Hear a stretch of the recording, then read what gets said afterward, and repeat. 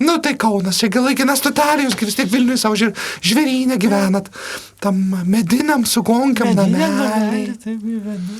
Tiesągi išrūkiau tą kaiminį. Ai, rimtai. Nebetekom, jo. Tai apsėdė be galvos pjovimų. Išidisiai padėjo.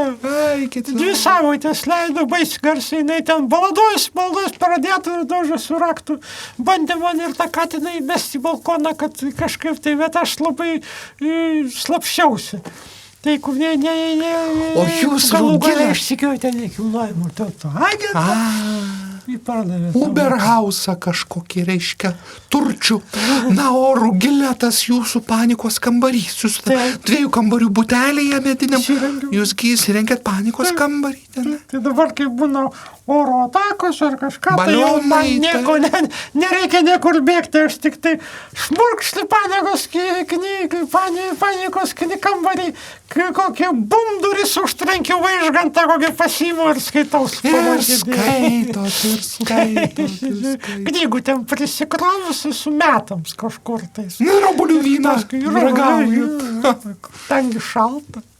Taip.